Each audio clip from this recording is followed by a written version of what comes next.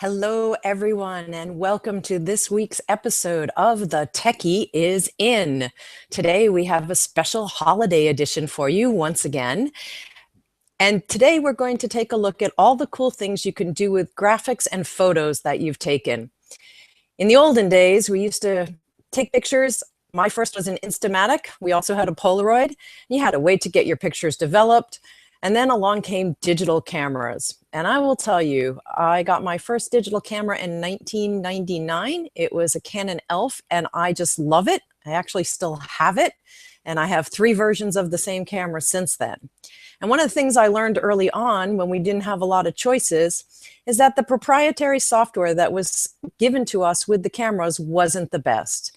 And on today's episode, we'll explore some options of what you can do with your great pictures, get away from that default software, and use some of the free, cool tools that are currently available. The first thing I want to do is cover a few housekeeping details. There are 3 different ways you could be watching this program. One is you could be watching on the Google Plus event page, and that's really cool, but you will miss out on the polls and other chats. I won't actually see your messages coming in. I will answer all the event thread questions after the event, and that's so I can stay focused on you guys and not try to do too many things at once. If you go to the second link, or you signed up via the netfatuation.com Techie is In page, you will have received the link and you're probably watching from within the webinar software. I'm going to take a look over there right now in the chat. So for those of you that want to say anything, feel free. Let me know where you're watching from today and what you've gotten up to on this wonderful holiday weekend. In addition, you could want to be watching on mobile. And if you want to watch on mobile, you do need the special link. It's pinned to the top of the chat window in case you come in through Webinar Jam. And the link is actually also in the chat window of the event thread if you prefer to watch from mobile.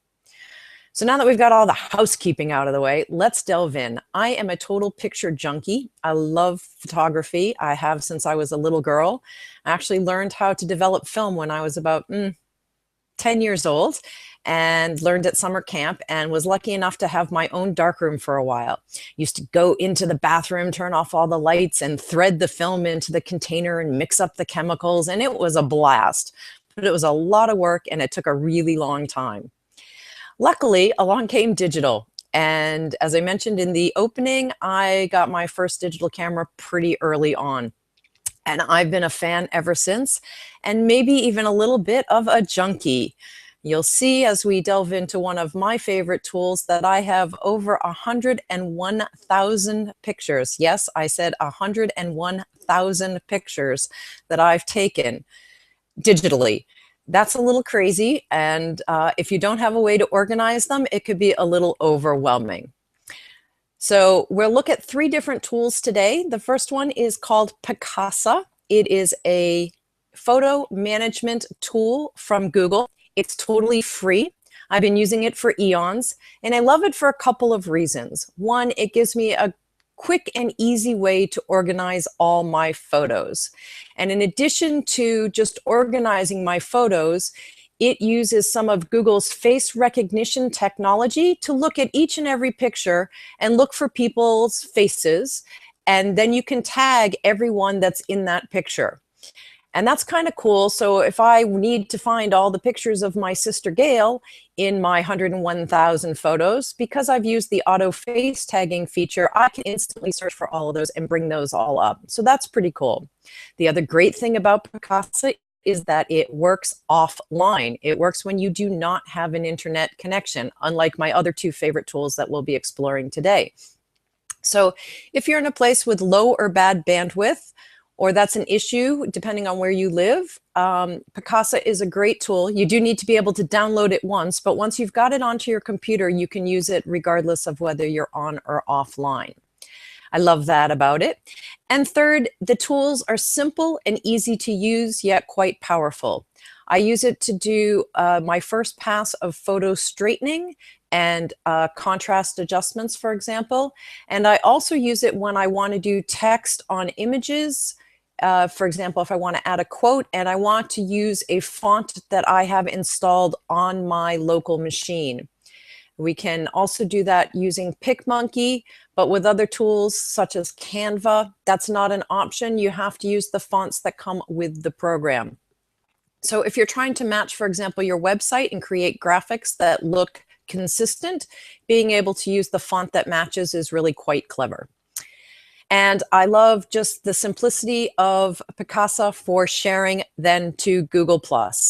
As most of you know, it's currently my favorite social network. I spend a lot of time there, and the one-click upload to Google is fabulous. There are some small caveats in that you don't get quite as much control when posting, but you can certainly get your photos into the place that you want. So that's one tool. The second tool we're going to take a look at will be PicMonkey. PicMonkey became a replacement for one of my early online tools, which was called Picnic, and it just has a couple of really nifty features. There's both a free version and a paid version. And the little trick I'm going to show you today about how to make an absolutely stunning profile picture, you would need the paid version, but it comes with a free 7-day trial. And I'll put a link in the show notes below, or if you need the link even before I get to that, just let me know and I'll send it off to you privately. The last tool we're going to look at today is probably the one that's made the biggest splash the most recently because it has a lot of big people behind it, and it's a fabulous little tool called Canva. And Canva took the hard work out of creating stunning graphics to share on social media. You see them all the time when you're on Facebook, when you're on Google, fabulous looking quotes, fancy looking designs. Well, if you don't have the technical skills or the very pricey software to do that, using Canva, you can create very stunning, properly formatted graphics for any of the major social media platforms. And we'll take a look at how to do that as well. So that's where we're headed today. Now I'm going to step off screen so I can show you a few of these cool tools, and hopefully you'll enjoy that. Before I go, I'm also going to start our first poll of the day, and that is, let me know, what do you use to take your pictures now? And after we take a look at the first piece of software, we'll come back and check in on the answers to those polls.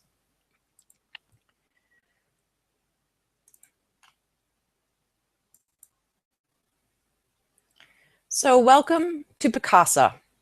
As I said, one of my favorite tools and freely available from Google. Today, we're going to take a look just at some of the basics. If I take a look at this fabulous photo right here, let's say I wanted to post this to Google+ because I think it would just make a good post, and I decided I've wanted to share it to someone. The first thing I might want to do is maybe do a little bit of auto contrast. So one button, that does look better. And the next thing I want to do is post some text. And here, as you can see, up comes the text box, and I have the ability to pick any font that's on my computer. I'm going to skip with the one I have because it happens to be the one I'm looking for. And I'm going to click up here and start to type my text. Wish you were here. And if I need to make that bigger, I can do so. And one of the things I really like to do often in my pictures is match the text font to a color in the picture. And the way that you do that, and this is common in almost all of the programs, is you use the color picker tool. So when I go over to the left-hand side of the screen, you'll notice as I hover over the green, I get a little eyedropper. When I click on the eyedropper, now I can go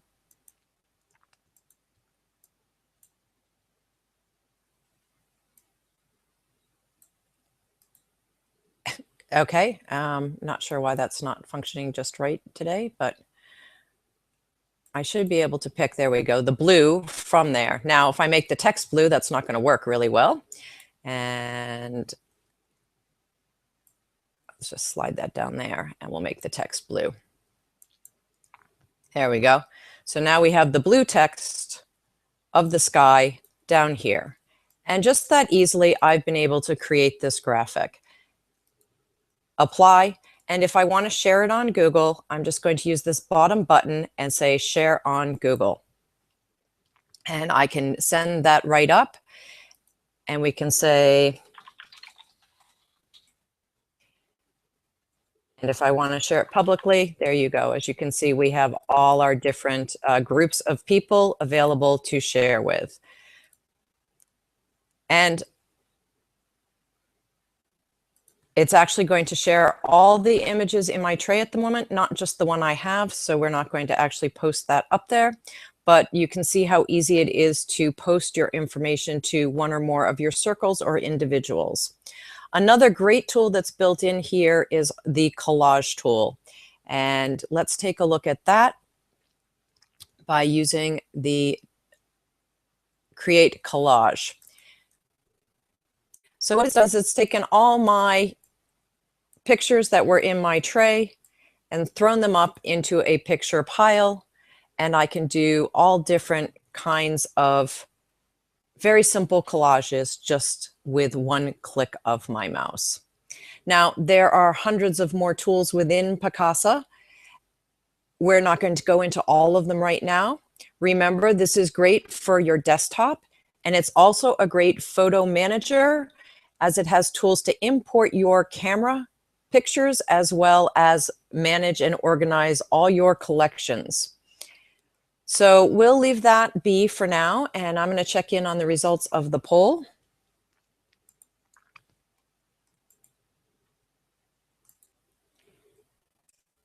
And let's see how that's going. Ooh, glad that some of you have fancy DSLRs. It's on my wish list. I don't have one yet.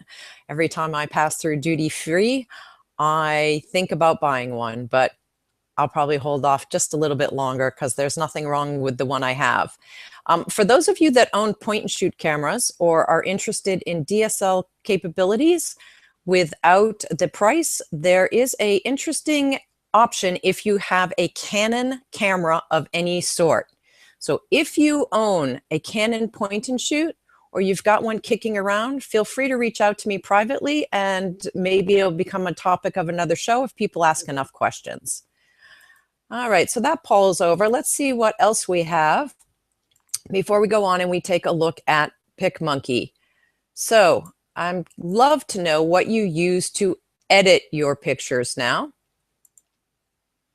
And you can go ahead and let me know how that goes, and we'll head back over and take a look at PicMonkey.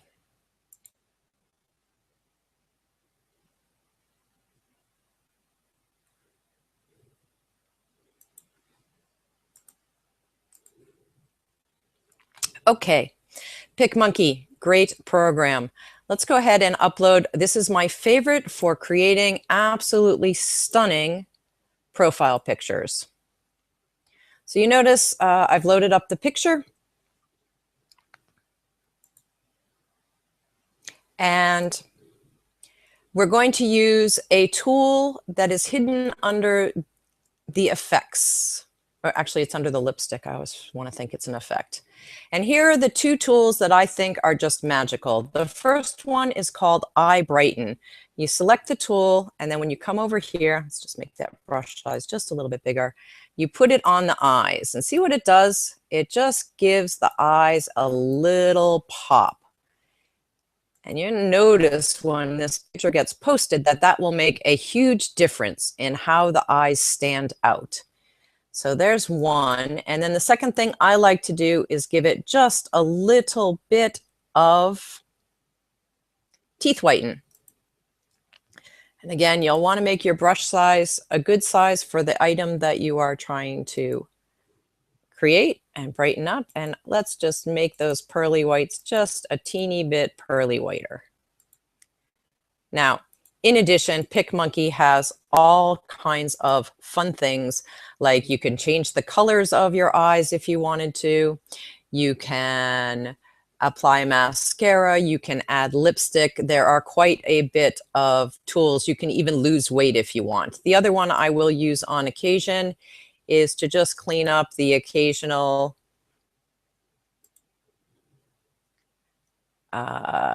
blemish that might not be as stunning on the day my photos were taken.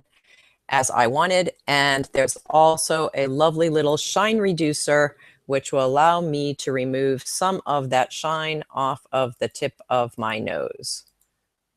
There we go. Okay. And the other thing I love about PicMonkey is its fun holiday themes. So for every holiday, there are an assortment of different things. Right now we have comic book heroes. So if I wanted to do a lovely speech balloon here, I could add a Powie balloon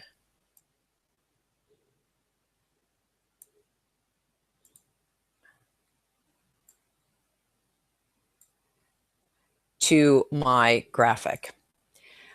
I just wanted to show you that because it is one of my favorites, and they do have a fabulous selections of choices, and we could just, make me a total superhero. Or just, I have a headache. I'm not sure which. So that's how to make a stunning looking profile picture using PicMonkey. That eye bright tool and the teeth whitener and a little bit of smoothing.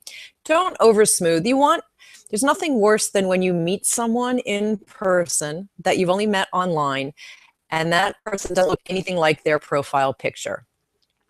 The last tool I wanted to share with you today has to do with Canva. So here we are logged into Canva, and to me, birthdays are very important. And I like to, if I'm going to say hi to someone or happy birthday on social media, I often would like to do a customized card. The other thing, so that will be our example, but I do want to scroll down here and notice that every social media shape and size is available here. Now you may think, well, gee, could I use PicMonkey for that? And the answer is yes. As long as you have the dimensions, you can custom design something. But Canva takes one step out of it by making it seamless for you to make sure you have the exact right shape and size. If we wanted to make a nice birthday card, I can just click in here and Canva's going to instantly prepare some choices for me. And this is why Canva is so fun. Here's a good one right here. It's your birthday. So I could very quickly change the text here.